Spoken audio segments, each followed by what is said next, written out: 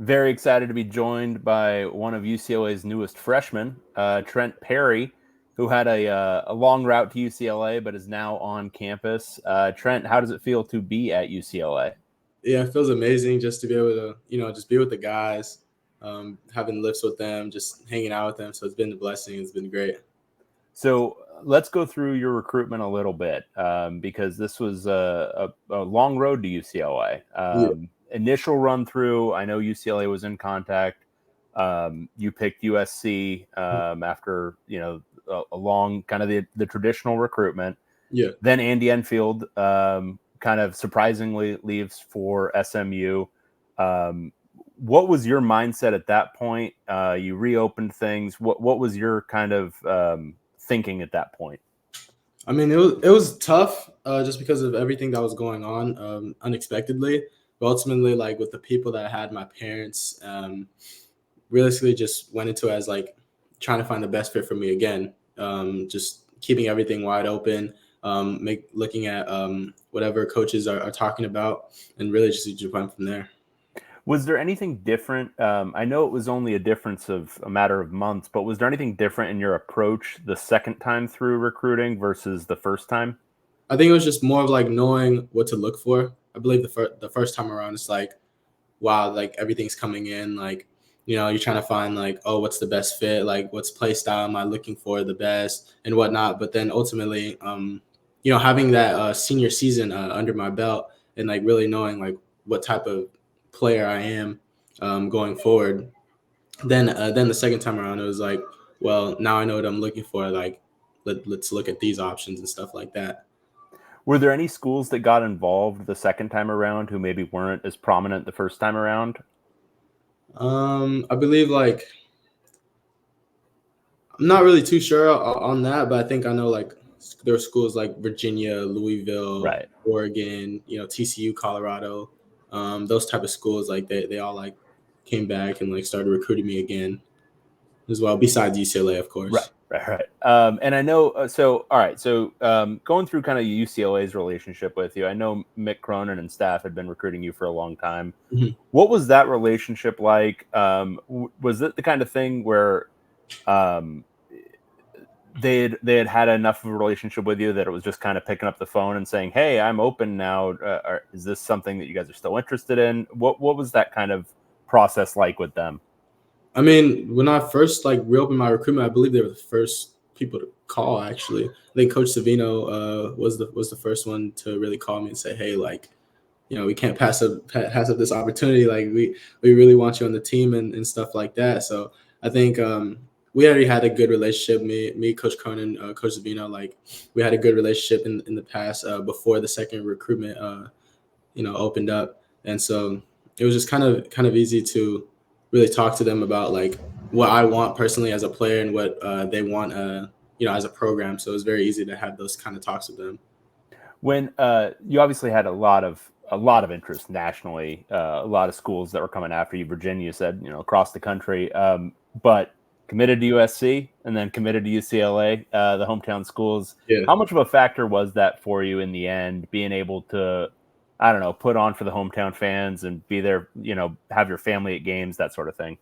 I mean, there was a lot of speculations about like me like being adamant about staying home, but ultimately, like I just felt like, it was the best fit for me, like choosing UCLA right now, and even like back then, like choosing SC. But we don't have to talk about that. Most importantly, like, but like just going back to UCLA, I just felt like it was a really good fit for me, like especially with the team that was being evolved around. Like, of course, like, we have guys like Tyler Bilodeau, Eric Mhm. Daly, Sky Clark coming in, Dylan Andrews. So like we have really good not only front court but also like really good back court, and especially like with that team, like we can make a deep run in the future.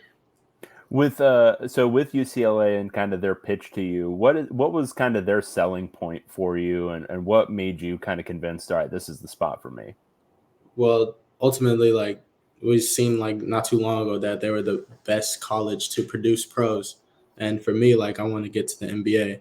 Like that's the ultimate goal. But of course, like with also the team that is being involved around, like I said, it's like we could get to the Final Four, we could get to the tournament, like we could get all those accolades like as a team, And so really like that was a selling point just for me to be on a good team, for me to be able to develop and grow alongside with my teammates, and also just to be able to win championships.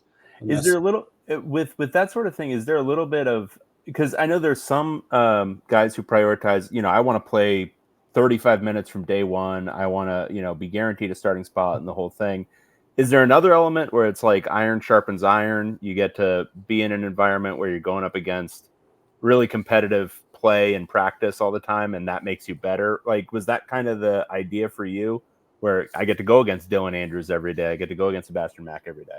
Yeah, I mean, definitely iron does sharpen iron, and it's not going to be a new environment for me, especially like in high school, like how I started out from a freshman on. Like that's what Coach Rabibo taught me at first. Like I had to go against really good guys like Cam Thrower, Dante Russell. Like those are my upperclassmen growing up at Harvard Westlake. And of course, like I didn't start. I wasn't promised a starting spot at Harvard Westlake, and even as a junior, like I wasn't promised a starting spot either. But all I had to do is work, and be able to show like I could be on the floor and I could take care of business. And so Coach Rabibo really instilled in me that, I just always have to keep working and never like, take any days off. And that's basically what the same kind of environment is at UCLA. So it's not going to be a tough transition like that. Yeah, and looking at it, I mean, you made your decision really eyes open, because obviously a lot of transfer portal stuff had happened by the time you had made your second decision. Um, I guess your opinion on it, because I'm always kind of curious about how recruiting has changed since the transfer portal. Do you think guys in your position should wait longer to make decisions, like essentially what ended up happening with you, where you got to make your decision late because you don't know what the roster is going to look like that you're walking into until late? Um, I don't even have like a real legit answer for that, honestly. Like, I think you really shouldn't wait too long, to be honest, because if say someone doesn't leave or coach doesn't leave, then you're going to be Right. stuck, and you're not going to really have the option that you kind of wanted to choose in the beginning. So I mean, it's basically just like for anybody going through the process, just really just go with your gut at the end of the day. Like, don't really have to worry about if this person is leaving, that person's leaving. Like, if a coach leaves, honestly, like, and you're going to be in that position, then there's going to be other schools that waiting for you. So at the end of the day, just go with your gut and realistically hope for the best, and then you'll be there. And I know it's early days for you. Obviously, only I think basically pickup games at this point, and then real practices starting next week. But what's your sense of how you see yourself fitting in to this roster based on what you've seen of guys so far? What kind of role do you see yourself playing? Just going out there and giving it my hardest, honestly. Like, of course, I think everybody on the team is competing for a starting spot. Like, nothing's guaranteed, especially with going into the Big Ten, and also especially trying to do better from what they did last year. Right. Um, So I think everybody's just right now just trying to compete for a starting spot, even though like it's gonna be like all love and everything else like that. But when it comes to practice time, like nothing is guaranteed. So everybody's gonna really be battling out there. And I really do see myself competing for that starting spot. What stood out to you so far from these pickup games? Just going against, I think consistent. I'm sure you've played some pickup games in the past against some college guys, but consistently going against college players, what stood out to you so far? Just like the help defense awareness. I believe like a lot of people prior going into it's like colleges, they're always in the gaps. Like there's really no straight line drives like that. And so when I really first had the first pickup game, it was like, yeah, they're really in the gaps. But it wasn't too bad of an adjustment just because going again like Harvard Westlake, like there were people always in the gaps on me, especially my senior year. So of course, like if you're in the gap, drive the gap, and then you kick it out to the open shooter. So, but it was really the consistent thing that was happening. So for maybe fans who haven't seen much more than your highlights, who didn't catch any high school games, what would you describe your game as? What do you think your strengths are as a player? I mean, I'm just a do-it-all player. I just do anything what it takes to win. I think that's my reputation right now. Just a player who doesn't like to lose, and a player who is always going to do what it takes to win. I mean, especially if you look at the playoff run that we had in state last year. We had a couple close games, and there were games, fortunately, where I was able to have like a 40-point game, a 20-point game, and ultimately just like being in the championship. But what they don't see in the highlights is all the rebounds, the talking, the charges, just really just a person who just really wants to win and just want to see not only myself do good, but everybody else around me do good. And then to get where you want to be, to get to the NBA, to get to, I'm sure, being a first round pick and all that stuff, where do you see, and where have the coaches said, and high school coaches, college coaches now, where have they said they want to see you improve? Where do you see yourself needing to improve? Where are the areas you want to focus on? I definitely want to just focus on my athleticism, especially because a lot of guards in the NBA, like they're very athletic, going above the rim, especially at like my height, 6'4", 6'5", point guards, like everybody's above the rim. So I'm trying to play more above the rim and also just working on my IQ a little bit more. As a point guard, there's a lot more reads that need to be made. So especially like I've learned at the CP3 camp that happened just these past couple of days.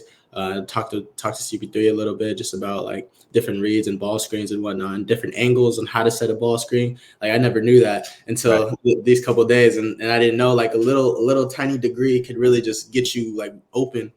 So especially like that IQ part, that aspect is really key.